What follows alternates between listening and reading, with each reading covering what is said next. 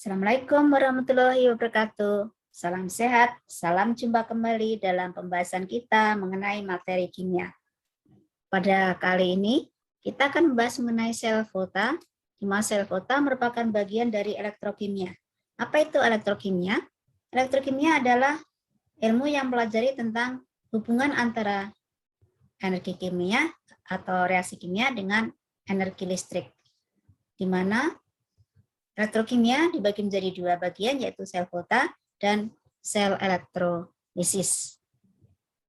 Kita masuk pada materi sel volta dengan kompetensi dasarnya, yaitu menganalisis proses yang terjadi, kemudian kita bisa melakukan hitungan, dan kita bisa mengaplikasikan sel volta dalam kehidupan sehari-hari.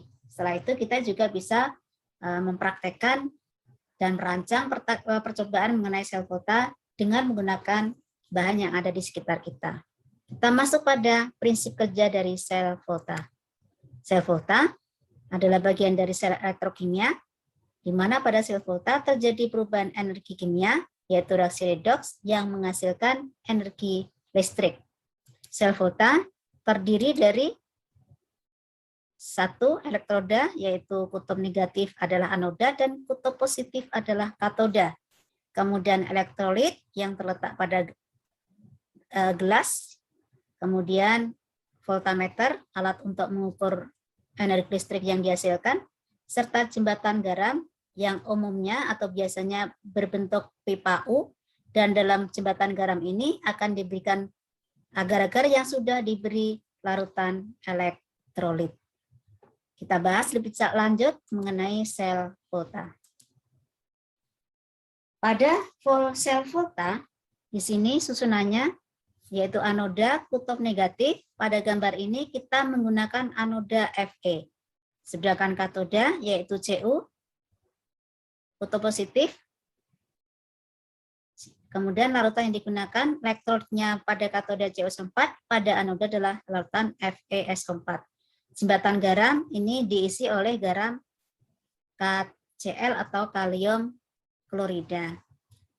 Proses terjadinya reaksi kita cek di sini. Pada anoda adalah tempat terjadinya reaksi oksidasi. Karena anodanya Fe, maka Fe menjadi Fe2+ dan lepas 2 elektron. Sedangkan pada elektrolitnya, yaitu FeSO4, terion menjadi Fe2+ dan SO42-. Fe2+ yang berasal dari reaksi oksidasi Fe dan Fe2+ pada larutan elektrolit, maka pada spesi atau gambar di sini, maka akan kelebihan ion Fe2+. Nah, untuk menetralkan kelebihan ion ini, jembatan garam digunakan untuk menetralkan yang mengandung garam-garam plus dan min. Di sini Fe2+ akan bereaksi dengan ion Cl- pada jembatan garam, menghasilkan senyawa FeCl2. Kalau kita lihat di sini ya, hasilnya adalah FeCl2.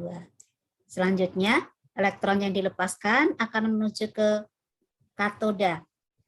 Pada larutan elektrolit yang ada dalam katoda, di sini CuSO4 terion menjadi Cu2+, SO42-, ada ion Cu2+, ada elektron pada permukaan katoda, maka di sini terjadi reaksi, yaitu Cu2+ menangkap elektron menjadi Cu, reaksi reduksi. Pada katoda, reduksi yang terjadi adalah Cu2+ menangkap 2 elektron menjadi Cu. Karena larutan CuSO4 di sini tadi sudah ditinggalkan oleh ion Cu2+, maka akan kelebihan ion SO42-. Nah, untuk menetralkan kelebihan SO42-, H+ akan menangkap ion tersebut menjadi senyawa H2SO4. Sehingga kelebihan elektron bisa dinetralkan kembali dan reaksi bisa terus berlanjut. Itu prinsip kerja dari sel volta. Nah, di situ kita hitung potensial selnya.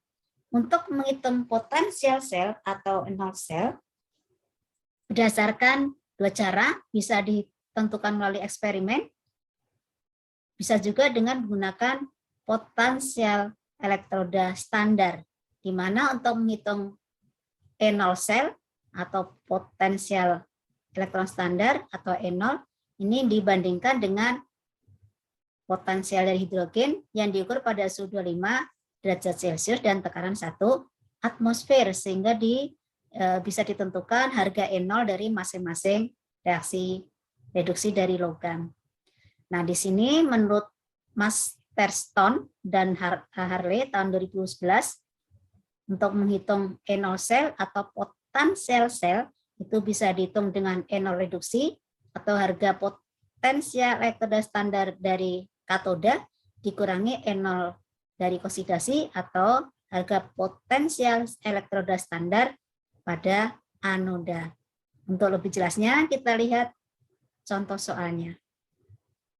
Di sini ada data potensial elektrostandar dari Zn dan Cu, di mana Zn itu harganya adalah min 0,76 volt, sedangkan Cu adalah plus 0,34 volt.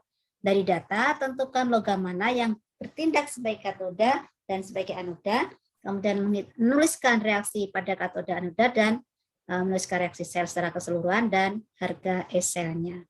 Kita lihat untuk menjawab, anoda itu adalah logam yang punya harga E0-nya lebih negatif, sedangkan katoda harga E0-nya lebih positif. Maka dari itu, yang bertindak sebagai anoda adalah Zn karena harganya lebih negatif, sedangkan Cu bertindak sebagai katoda.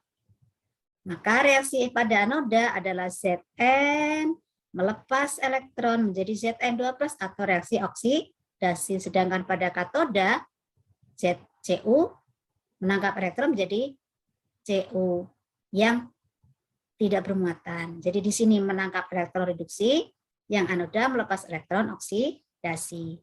Selanjutnya, untuk menuliskan reaksi selnya, maka kita jumlahkan reaksi pada katoda dan pada anoda.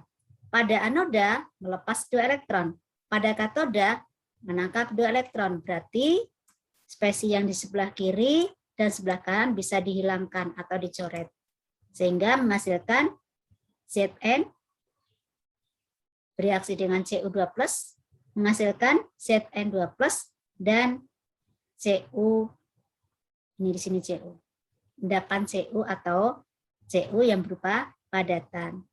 Ini reaksi sel dari data anoda dan katoda. Dari situ kita hitung harga potensial selnya, yaitu E0 pada katoda dikurangi E0 pada anoda atau E reduksi dikurang E oksidasi. Reduksi di sini katoda E0-nya adalah 0,34 dikurangi anodanya adalah min 0,76. Min di sini berubah menjadi plus, maka 0,34 ditambah 0,76 sehingga harga E-selnya adalah 1,10 volt. Kalau harganya positif dari 1 E-sel, maka reaksi berlangsung spontan. Kemudian cara menuliskan notasi sel atau sel volta, di mana yang di sebelah kiri adalah anoda, kemudian ini jembatan garam, sebelah kanan adalah katoda. Pada anoda terjadi oksidasi, pada anoda katoda terjadi reduksi. Jadi anoda oksidasi, katoda reduksi. Kita lihat contoh soalnya. Tentukan notasi sel dari persamaan reaksi Al dan Zn. Nah, dari soal tersebut kita jawab untuk menuliskan anoda itu oksidasi diletakkan di sebelah kiri, kemudian katoda itu reduksi di sebelah kanan. Pada soal nomor 1, Al menjadi Al3+ yang mengalami oksidasi, maka dia bertindak pada anoda yaitu Al menjadi Al3+. Logam kanoda menjadi ion. Kemudian jembatan garam memisahkan. Di sini adalah ion Cu2+ yang mengalami reduksi menjadi logam Cu. Sedangkan pada data nomor 2 atau soal nomor 2 yang mengalami oksidasi adalah Zn, maka Zn di sini sebagai anoda menjadi Zn2+, kemudian jembatan garam, sedangkan katodanya adalah H+ menjadi H2. Nah, ini adalah cara menentukan atau menuliskan notasi sel dari suatu sel volta. Untuk mengingat, bahwa anoda itu punya potensial reduksi standar yang lebih negatif. Kalau dilihat dari data potensial elektroda standarnya. Kemudian kita masuk pada pembahasan deret volta. Deret volta di sini H sebagai pembatas, semakin ke kanan dari H, semakin mudah mengalami oksidasi, maka dia sebagai reduktor. Sedangkan dari H, sebelah kanannya semakin ke kanan, semakin mudah mengalami reduksi atau oksidator. Jadi semakin ke kiri, harga potensialnya atau E0-nya semakin negatif, sedangkan semakin ke kanan, harga E0-nya semakin positif. Kita lihat contoh soal dari deret volta tersebut. Misalnya Mg, logam Mg direaksikan dengan larutan tembaga seng 2 sulfat, bisakah dia menghasilkan MgSO4 plus Zn? Kita cek Mg itu di sebelah dengan Zn, kita lihat Mg di sebelah kiri, Zn di sebelah kanan. Kalau dari deret volta, maka yang mengalami oksidasi adalah Mg, sedangkan Zn mengalami reduksi. Kita cek. Mg menjadi Mg2+, berarti dia mengalami oksidasi. Zn 2+ menjadi Zn, biloxnya, maka dia mengalami reduksi. Maka dari deret volta, dia berlangsung spontan. Nomor 2, Mg bereaksi dengan natrium sulfat, menghasilkan MgSO4 plus logam Na. Bisakah reaksi ini berlangsung? Kita cek. Mg mengalami oksidasi, Na mengalami reduksi. Kalau kita lihat pada posisi jembatan deret voltanya, Mg terletak di sebelah kanan Na, maka Mg mengalami reduksi, Na mengalami oksidasi. Sekali lagi, Na terletak di sebelah kiri Mg, Mg terletak di sebelah kanan Na, maka Na mengalami oksidasi. Kalau dari gambar atau dari reaksi, Na di sini mengalami reduksi, berarti reaksi tidak berlangsung. Artinya tidak terjadi reaksi secara spontan. Nah, itu cara menganalisis reaksi berlangsung spontan atau tidak selain berdasarkan harga potensial selnya, maka kita juga bisa melihat dari harga deret voltanya. Reaksi redoks spontan yang tadi kita bahas, jadi reaksi redoks bisa berlangsung secara spontan atau dengan sendirinya tanpa bantuan energi dari luar jika potensial selnya atau E0 selnya berharga positif. Reaksi spontan ini berlangsung pada sel volta, yaitu perubahan energi kimia dari reaksi redoks menjadi energi listrik. Sedangkan reaksi tidak spontan jika E0 selnya berharga negatif. Supaya berlangsung, dia membutuhkan energi dari luar, misalnya energi listrik. Nah, ini yang terjadi pada sel elektrolisis. Sel volta pada kehidupan sehari-hari digunakan sebagai batu baterai kering alkalin misalnya. Ini yang sering kita gunakan untuk menyalakan lampu senter, kemudian remote, dan lain-lain. Ada lagi yaitu aki atau akumulator. Ini menggunakan sel timbal dan timbal 4 oksida serta larutan elektrolit asam kuat, asam sulfat di sini disebut juga air aki. Nah, ini digunakan untuk mobil ya, untuk menyalakan lampu atau membunyikan klakson. Di sini bisa digunakan kembali kalau habis dengan dicas. Sedangkan pada batu baterai kering, alkalin di sini, kalau sudah habis tidak bisa digunakan kembali. Kemudian aplikasi yang lain adalah batu baterai litium. Ini yang bentuknya tipis, ini biasanya bisa dicas kembali kalau sudah habis digunakan pada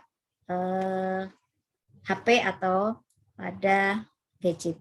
Nah, masih banyak lagi aplikasi sel volta dalam kehidupan sehari-hari selain yang 3 ini. Oke, terima kasih atas perhatiannya. Semoga bermanfaat. Sampai jumpa kembali pada pembahasan materi berikutnya. Terima kasih atas perhatiannya. Wassalamualaikum warahmatullahi wabarakatuh.